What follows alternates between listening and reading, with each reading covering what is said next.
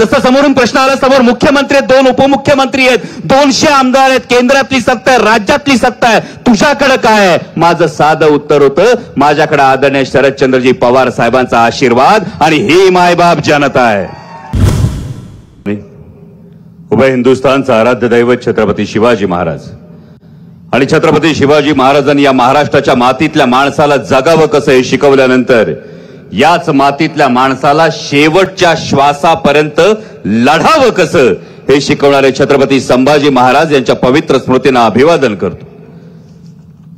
आज या प्रचार सभेसाठी मंचावर उपस्थित असणारे देशाचे नेते आदरणीय शरदचंद्रजी पवार साहेब, राष्ट्रवादी काँग्रेस पक्ष शरदचंद्र पवार या पक्षाचे प्रदेशचे अध्यक्ष माझे मार्गदर्शक जयंतरावजी पाटील साहेब, आदरणीय आमदार अशोक बापू पवार, जिल्ह्याचे अध्यक्ष जगन्नाथ बापू शेवाळे, शिवसेनेचे जिल्हा प्रमुख अशोकजी खांडेबराड, माजी आमदार प्रकाशजी गजभिये, काँग्रेसचे नेते देवीदासजी बनसाळी, केडी बापू कांचन, प्रकाशप्पा मस्के, सक्षणाताई सलगर, भारतीताई शेवाळे, सुनीलजी गव्हाणे, भाऊसाहेबजी कांचन, माणिकरावजी गोते, काळूरामजी मेमाने, राजेंद्रजी कांचन, स्वप्नील भैया गायकवाड, रामदासजी तुपे, विकासजी लवांडे, प्रदीप वसंत कंद, सोनबा बापू चौधरी, सूर्यकांतजी गवळी, विश्वासकाका ढमढेरे, सोपानराव कांचन, विद्याताई भुजबळ, बाळासाहेबजी नरके, शिवदीपजी हुंद्रे, सुरेखाताई बोर्डे, राजेंद्रजी नरवडे, संदीपजी गोते, माधवजी काळभोर,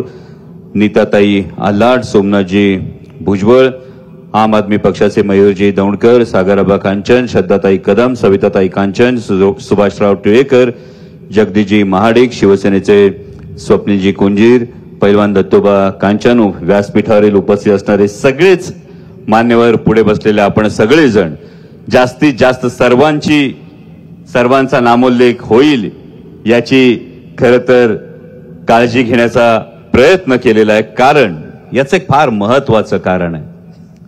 हे महत्वाचं कारण म्हणजे या व्यासपीठावर फार मोठमोठे इतकी वर्ष दिसणारे नेते दिसत नसतील, पण ही सगळी जीवाभावाची माणसं आहेत आणि तुम्ही सगळी जीवाभावाची माणसं आहेत. सगळ्यांना जय शिवराय.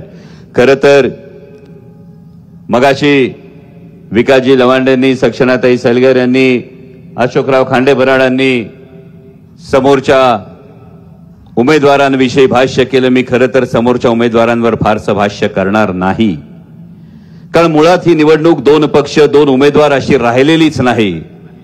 ही निवडणूक गेली 10 वर्ष ज्या मोदी सरकारनं सर्वसामान्य जनतेचा अपेक्षा भंग केला, सर्वसामान्य जनतेला महागाईच्या खाईत, बेरोजगाराच्या खाईत लुटलं, ते मोदी सरकार विरुद्ध सर्वसामान्य भारतीय जनता, ही अशी निवडणूक झाली.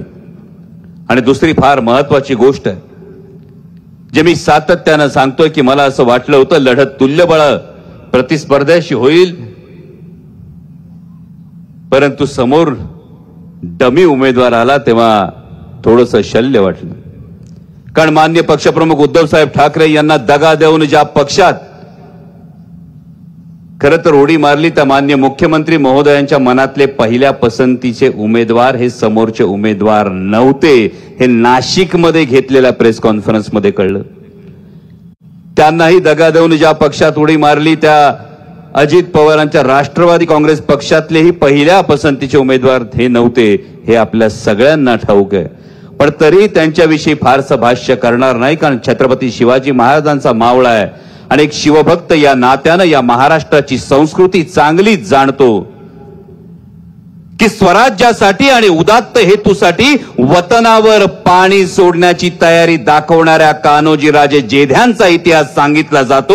स्वार्थासाठी वतन वाचवण्यासाठी उडी मारणाऱ्या खंडोजी खोपड्यांचा नाही. हा महाराष्ट्राचा इतिहास आहे. कारण महाराष्ट्राच्या इतिहासात कधीही गद्दाराचं नाव सुवर्णाक्षराने लिहिलं गेलं नाही आणि त्यामुळे त्यांच्याविषयी अकारण भाष्य करून मी आपलाही बहुमूल्य वेळ घेऊ इच्छित नाही. कारण समोरून सातत्यानं एक वैयक्तिक टीकेचा आधार घेतला जातो. बारामती लोकसभा मतदारसंघ असेल, शिरूर लोकसभा मतदारसंघ असेल, सातारा असेल, माढा असेल, प्रत्येक ठिकाणी वैयक्तिक टीकेचा आधार घेतला जातो. पण यामध्ये देशाचे प्रश्न हे कुठेच घेतले जात नाही. समोरच्या उमेदवारांनी आधी सांगितलं 2019चा बदला घ्यायचा आहे, बदला. त्यानंतर सांगितलं ही शेवटची निवडणूक आहे. आणि खरोखर पाटील साहेब हा प्रश्न पडला की हे सगळं मी माझ्यासाठी यापेक्षा ही देशासाठीची निवडणूक आहे, ही देशाची निवडणूक आहे. कुणाची पहिली निवडणूक असो का कुणाची शेवटची निवडणूक असो, याने देशातल्या महागाईचा प्रश्न सुटणार नाही, याने देशातल्या बेरोजगारीचा प्रश्न सुटणार नाही, याने सर्वसामान्य शेतकऱ्यांच्या शेतमालाला हमीभाव मिळण्याचा प्रश्न सुटणार नाही. आणि म्हणूनच ही निवडणूक सर्वसामान्य जनतेने हाती घेतली हे ठाई ठाई जाणवतं. म्हणजे एक तर चढाओढ लागली. जुन्नर तालुका असो, खेड तालुका असो, आंबेगाव तालुका असो, शिरूर हवेली असो, हडपसर असो, भोसरी असो, ज्या ज्या ठिकाणी जातोय त्या ठिकाणी सर्वसामान्य जनता सांगतेय आमच्याकडून जास्त लीड असेल, आमच्याकडून जास्त लीड असेल. हे जेव्हा सर्वसामान्य जनता सांगते तेव्हा हा विश्वास पटतो.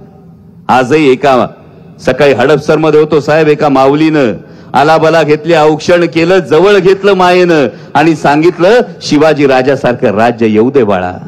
दुसऱ्या एका माऊलीने जवळ घेतलं, त्या माऊलीनं तिचा पदर पुढे केला आणि सांगितलं तुला लढायचंय, संविधान वाचवण्यासाठी लढायचंय, सर्वसामान्य शेतकऱ्यासाठी लढायचंय, महाराष्ट्रासाठी लढायचंय. हे जेव्हा सर्वसामान्य जनता म्हणते ना, तेव्हा अनेक पत्रकार मला प्रश्न विचारतात की खरं तर समोर एक मुख्यमंत्री आहेत, 2-2 उपमुख्यमंत्री आहेत, 200 आमदार आहेत, केंद्रातली सत्ता आहे, राज्यातली सत्ता आहे, अफाट पैसा आहे, दबाव आहे. आणि मला एका पत्रकाराने विचारलं त्यांच्याकडे एवढं सगळं दबाव आहे, पैसा आहे, सत्ता आहे. आणि मला दीवार सिनेमातला डायलॉग आठवला, मेरे पास गाड़ी है, बंगला है, तुम्हारे पास क्या है? हां. आणि तसं समोरून प्रश्न आला, समोर मुख्यमंत्री आहेत, 2 उपमुख्यमंत्री आहेत, 200 आमदार आहेत, केंद्रातली सत्ता आहे, राज्यातली सत्ता आहे, तुझ्याकडे काय आहे? माझं साधं उत्तर होतं, माझ्याकडे आदरणीय शरदचंद्रजी पवार साहेबांचा आशीर्वाद आणि ही मायबाप जनता आहे. आणि आज तुमच्या जीवावर खरं तर लढतोय, तुमच्या भरवशावर खरं तर लढतोय. म्हणजे माननीय पंतप्रधान एक बहुतेक 1-2 दिवसात पुण्यात सभा घेण्यासाठी येणार आहेत असं समजलं. हा का एक मुख्यमंत्री 2-2 उपमुख्यमंत्री यांच्याच्याने जमाना झालं आणि म्हणून पंतप्रधानांना यावं लागलं. पण मनात एक प्रश्न पडला की गेली 10 वर्षांपूर्वी 2014चा एक प्रसंग आठवला. 2014ला माननीय पंतप्रधान किल्ले रायगडावर गेले होते आणि एक टॅगलाईन आली होती, छत्रपतींचा आशीर्वाद आणि देव यांना साथ. पण 10 वर्षामध्ये माननीय पंतप्रधानांना आपल्या पुणे जिल्ह्यात किल्ले शिवनेरीवर छत्रपती शिवाजी महाराजांच्या जन्मस्थळावर नतमस्तक व्हायला यावंसं वाटलं नाही. गेल्या 10 वर्षात मान्य पंतप्रधानांना ज्या छत्रपती संभाजी महाराजांनी या स्वराज्यासाठी आपल्या जीवाचं बलिदान दिलं, त्या वढू तुळापूरला नतमस्तक व्हायला यावंसं वाटलं नाही. या पंतप्रधानांना प्रचारासाठी येता येतं, परंतु माझ्या छत्रपतींना अभिवादन करायला येता येत नाही. हे महाराष्ट्रातली स्वाभिमानी जनता कदापि विसरणार नाही, ही गोष्ट लक्षात ठेवा. याच माननीय पंतप्रधानांनी सांगितलं होतं, 2014ला सांगितलं होतं की मतदान करायला जाताना गॅस सिलेंडरला नमस्कार करून जा. ते पुण्यात येत आहे त्या सभेच्या निमित्तानं आठवण करून देतो. त्यांनी सांगितलं होतं 2014ला एकदा नमस्कार करून जा, तेव्हा गॅस सिलेंडरची किंमत 450 रुपये होती, आता 1200 रुपये झाली. म्हटल्यानंतर 2024ला आम्हाला गॅस सिलेंडरला 3दा नमस्कार करावा लागेल. त्यामुळे 2024ला हा 3दा नमस्कार करून जा. त्याचबरोबर आपल्या नात्या गोत्यातल्या घरातल्या बेरोजगार असलेल्या पोराचा फोटो समोर ठेवून जा. त्याचबरोबर दिल्लीच्या सीमांवर जीव दिलेल्या, आपली हौतात्म्य पत्करलेल्या 750 शेतकऱ्यांची स्मृती मनात ठेवून जा. आणि आपल्या शेतमालाला हमी भाव न मिळाल्यामुळे काळवणलेल्या बापाचा चेहरा आठवणीत ठेवून जा. ही आठवण माननीय पंतप्रधान करून देतात. काल परवा या राज्याचे उपमुख्यमंत्री म्हणाले साहेब की बारामती आणि शिरूर मध्ये मोदीं विरोधात बोलणारे उमेदवार होते, खासदार होते, त्यामुळे निधी आला नाही. म्हणजे पराभव समोर दिसायला लागल्यानंतर इतक्या मोठ्या पदावरचा माणूस सुद्धा कसा गडबडतो याचंच मला वैषम्य वाटलं. कारण जयंत पाटील साहेब हेच गावागावात जाऊन विचारत होते, तुमच्या गावात खासदारांनी निधी दिला का, तुमच्या गावात खासदारांनी निधी दिला का, हे ते विचारत होते. आणि आज त्यांनीच उत्तर दिलं की विरोधी पक्षातले खासदार होते म्हणून निधी दिला नाही. मी फार नम्रतापूर्वक इतक्या मोठ्या राष्ट्रीय अध्यक्षांना विचारू इच्छितो, आपण ज्या फुले शाहू आंबेडकरांचं नाव घेता त्या महात्मा फुलेंनी कधी म्हटलं होतं का, अरे तू मला विरोध केला म्हणून तुझ्या मुलीला शाळेत घेणार नाही? त्या महात्मा फुलेंनी कधी म्हटलं होतं का, तू विरोधातला आहे म्हणून तुझ्या विधवा स्त्रीचं प्रसूतीगृहामध्ये तिचं बाळंतपण होणार नाही? ज्या शाहू महाराजांचं तुम्ही नाव घेता त्या शाहू महाराजांनी कधी म्हटलं होतं का की तुम्ही विरोध करता त्यामुळे आरक्षण तुम्हाला मिळणार नाही? ज्या डॉक्टर बाबासाहेब आंबेडकरांचं तुम्ही नाव घेता त्यांनी कधी म्हटलं होतं का की तुम्ही वैचारिक विरोध करता म्हणून संविधानातला अधिकार तुम्हाला मिळणार नाही? आणि मग स्वतःलाच हा प्रश्न विचारा, जर विरोधातला खासदार म्हणून निधी मिळत नसेल, निधी दिला जात नसेल आणि याची कबुली राज्याचे उपमुख्यमंत्री देत असतील, तर फुले शाहू आंबेडकरांचं नाव घेण्याचा नैतिक अधिकार तरी उरतो का? आणि पत्रकारांसाठी दाखवतोय, जो निधी दिला नाही हे म्हणतात ना, ही एवढी पत्र आहेत माझ्या पुणे जिल्ह्याच्या पालकमंत्र्यांसाठी, एवढी पत्र, ही एवढी पत्र असताना दादा ही तीच माणसं होती ज्यांच्यासाठी हा निधी मागितला जात होता, ही तीच गावं होती ज्यांच्यासाठी हा निधी मागितला जात होता, जी बेंबीच्या देठापासून तुम्ही आल्यानंतर एकच वादा म्हटल्यानंतर ओरडत होती, ही तीच नावं होती, माझ्या घरची कामं नव्हती.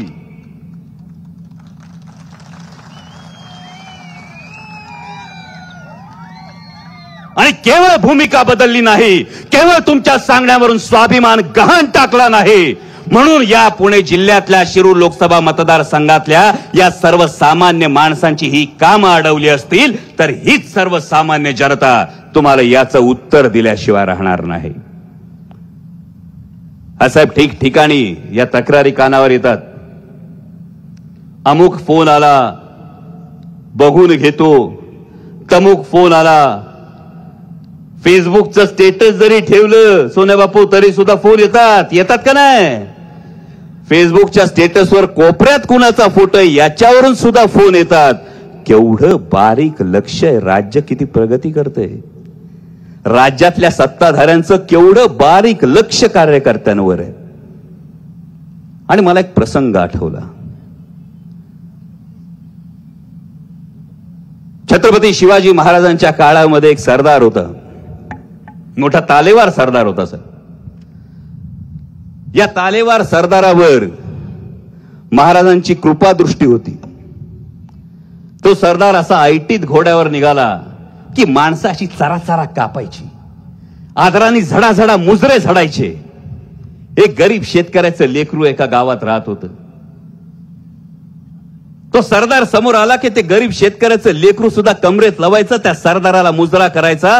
सरदाराला कधीच कळलंच नाही की हा मुजरा त्याला नव्हता, ज्या छत्रपतींचा आशीर्वाद डोक्यावर होता त्या छत्रपतींना हा मुजरा होता. एक दिवस फरमान आलं, आदिल शहाचं फरमान आलं. पत्रकार बांधवांनो, मी आदिल म्हणालो.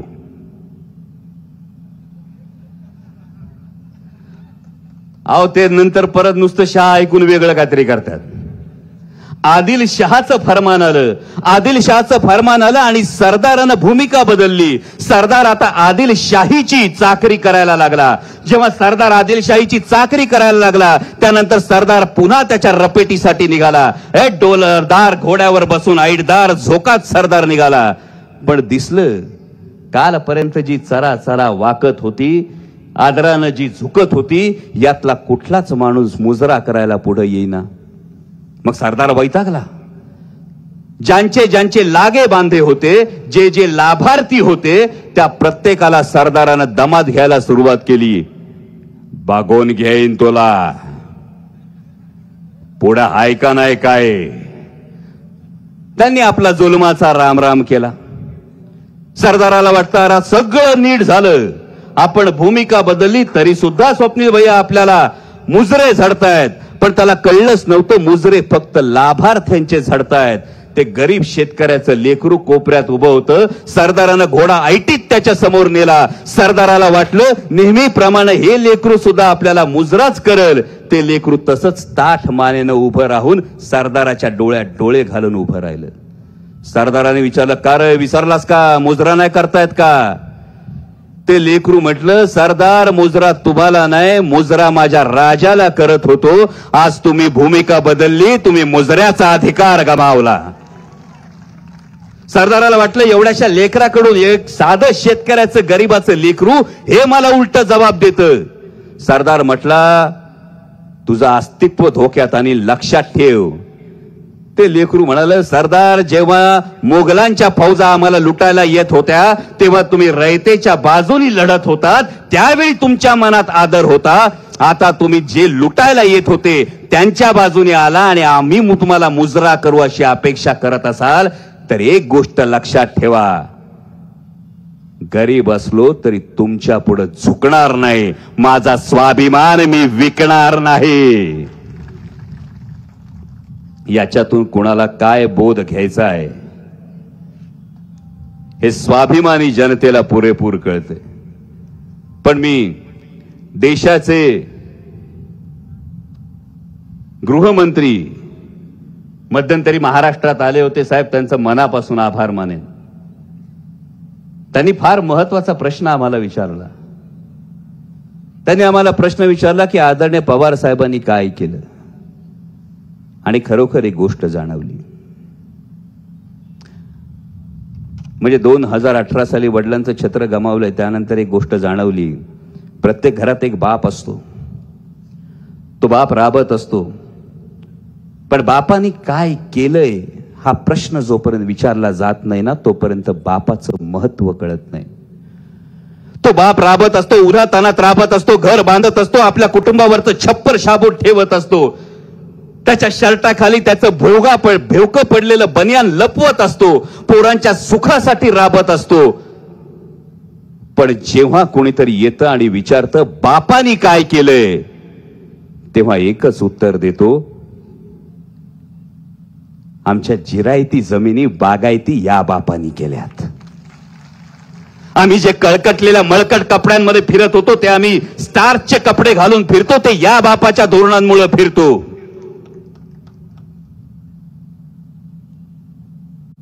कारण आमची संस्कृती आहे, काहीही झालं तरी बापाला कधी विसरायचं नसतं. काहीही झालं तरी बापाला कधी विसरायचं नसतं. त्याच्या सुरकुतलेल्या चेहऱ्यामध्ये सुख होऊन व्हायचं असतं. आणि म्हणून ज्यांना प्रश्न पडला असेल की अमोल कोल्हे लढायला कसा तयार झाला, त्यांच्यासाठी हे उत्तर आहे की जेव्हा तुम्ही विचारता बापानी काय केलं आणि त्याच्या मांडीवर जेव्हा तुम्ही जाऊन बसता तेव्हा बापाला आवाज दिल्यानंतर पैलवान असू नाही तर साधं काटकुळ पोरगा असू ते बी लंगोट कसून लढायला तयार होतंय, बापावर जायचं नसतंय. म्हणजे आज उरोई कांचनमध्ये बोलत असताना माझी मायेची माणसं आहात तुम्ही. गेल्या 5 वर्षात जे काही केलं सगळं लेखाजोखा तुमच्या समोर आहे. आणि घरातल्या माणसांसमोर कुठलीही गोष्ट कबूल करायला काहीच वावगं नसतं. कारण लहान लेकराला जर आई बापानं खांद्यावर उचलून घेतलं तर ते जगाला मोठं दिसतंय. अहो तुम्हीच सगळ्यांनी 2019ला उचलून धरलं म्हणून देशाच्या संसदेत पोहोचू शकलो. आणि म्हणून 3 वेळा मिळालेला संसदरत्न पुरस्कार अमोल कोल्हेचा नाही, तुमच्या प्रत्येकाचा आहे. जेवढं जमलं, जे जमलं ते केलं, जे राहिलंय प्रामाणिकपणे सांगतो जी काही कसूर राहिली असेल पुन्हा आशीर्वाद द्या, ती कसूर भरून काढण्याचा प्रयत्न करतो. या मातीत आल्यानंतर स्वर्गीय अण्णासाहेब मगर असतील, स्वर्गीय मणिभाई देसाई असतील, यांना अभिवादन केल्याशिवाय बोलण्याला विराम देता येणार नाही. आपल्या उरोई कांचन मधलं तर हनुमंताचं मंदिर स्वर्गीय मणिभाई देसाईंनीच त्याचा जीर्णोद्धार केला होता. या हनुमंतरायाच्या मंदिराकडे बघितल्यानंतर खरोखर हनुमंतरायाचं दर्शन घेताना एक प्रश्न कायम मनाला पडतो. रामायण तुम्ही आम्ही सगळ्यांनी ऐकलं असेल, रामायणाची कथा तुम्ही आम्ही ऐकली असेल, आणि ही कथा ऐकत असताना विचार करा, रावणाच्या सभेमध्ये हनुमंतरायाला बंदी बनवून आणलं होतं. मगाशी कोणीतरी भन्साळी साहेबांनी 27 तारखेच्या भोपाळच्या सभेचा उल्लेख केला, त्यावरून हा प्रसंग आठवला. हनुमंतरायाला रावणाच्या सभेत बंदिवान बनवून आणण्यात आलं होतं. रावणानं धमकी दिली होती हनुमंतरायाला, भूमिका बदल नाहीतर शेपटीला आग लावतो. इतिहास आणि संस्कृती फार मार्गदर्शक ठरते. त्यावेळी रावणाने हनुमंतरायाला धमकी दिली होती, भूमिका बदल नाहीतर शेपटीला आग लावतो. आजकाल काय सांगितलं जातं?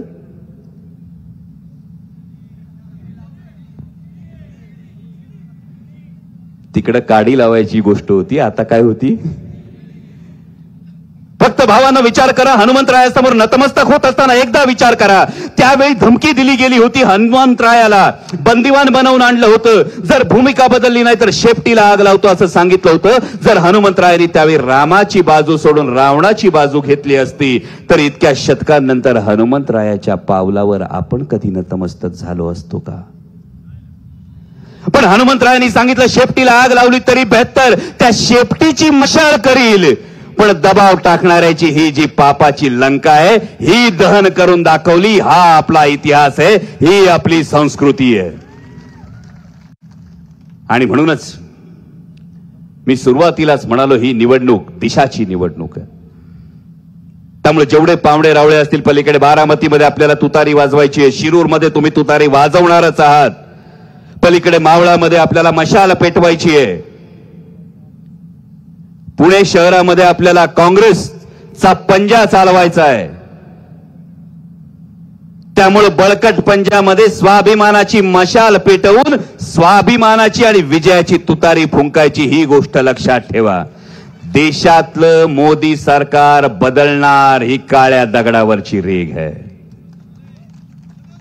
कारण सर्वसामान्य शेतकऱ्यांना हा निर्णय हाती घेतलाय. ज्या सर्वसामान्य शेतकऱ्यांना दिल्लीच्या सीमांवर 1.25 वर्ष आंदोलन करायला लागलं, ज्या सर्वसामान्य शेतकऱ्यांना भारतीय जनता पक्षाच्या नेत्याच्या मंत्र्याच्या पोरानं गाडी खाली चिरडलं, ज्या सर्वसामान्य शेतकऱ्यांच्या कांद्याची माती केली, कापसाची माती केली, सोयाबीनची माती केली, त्या सर्वसामान्य शेतकऱ्यांनी ठरवलं, जर सर्वसामान्य शेतकऱ्याच्या मनगटात काळ्या आईचं ऊर फाडून सोनं पिकवण्याची ताकद असती, त्याच शेतकऱ्याच्या मनगटात देशातलं सरकार पालटवण्याची सुद्धा ताकद आहे. आजपर्यंत आपण ऐकलं होतं, दिल्लीचेही तख्त राखतो महाराष्ट्र माझा, ऐकलं होतं ना? भावांनो, परिस्थिती फार महत्वाची आहे, वेळ संघर्षाची आहे.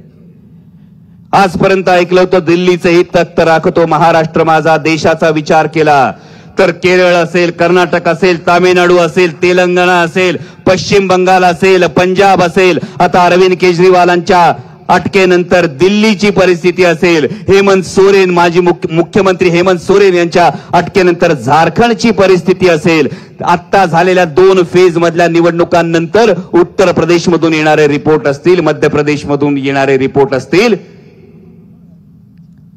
अबकी बारचा जे नारा देत होते ते अबकी बार हद्दपार असणार आहेत. एक धक्का और दो, आणि यामध्ये महाराष्ट्राची भूमिका फार महत्वाची आहे.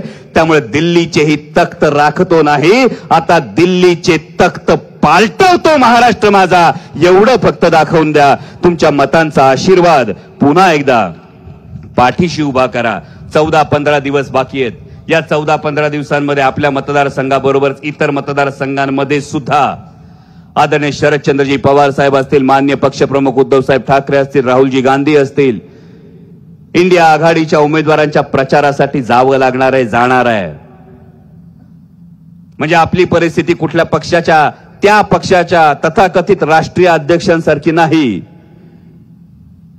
का म्हणायला स्टार प्रचारकांमध्ये नाव आहे, पण वस्ताद आणि डावच असा टाकलाय का बारामती सोडून काय सुधारणाच झाले. आणि त्यामुळे अवघ्या 4 सभा एखाद्या पक्षाचे राष्ट्रीय अध्यक्ष घेत असतील तर मला वाटतं आदरणीय पवार साहेबांच्या पठ्ठ्याची ही ताकद आहे की स्वतः लोकसभा निवडणूक लढवत असताना सुद्धा 8 ते 10 सभा घ्यायला बाहेर जातोय. पण हे जातोय ते तुमच्या जीवावर जातोय. कारण छत्रपती शिवाजी महाराजांनी सांगितलंय, ज्याचा बाले किल्ला मजबूत त्याचा गड मजबूत. आणि जर गड मजबूत असला तर गरिमाच्या छाताळावर नाचायला जाता येतंय. हा बाले किल्ला तुमच्या हातात, तुमच्या प्रत्येकाच्या हातात सुपूर्त करतोय. त्यामुळे तुमच्या सगळ्यांना हात जोडून कळकळीची विनंती आहे, तुतारी वाजवणारा माणूस या चिन्हासमोरचं बटन दाबा आणि तुमच्या आशीर्वादानं पुन्हा तुमचा आवाज बनून संसदेत जाण्याची संधी द्या, ही कळकळीची विनंती करतो आणि थांबतो. धन्यवाद. जय शिवराय. देश विदेशातील प्रत्येक घडामोडींचे लाईव्ह अपडेट मिळवण्यासाठी आता साम टीव्हीच्या सर्व सोशल मीडिया प्लॅटफॉर्मला लाईक, फॉलो आणि सबस्क्राईब करा. तसंच सर्व नोटिफिकेशनसाठी बेल आयकॉन प्रेस करायला विसरू नका.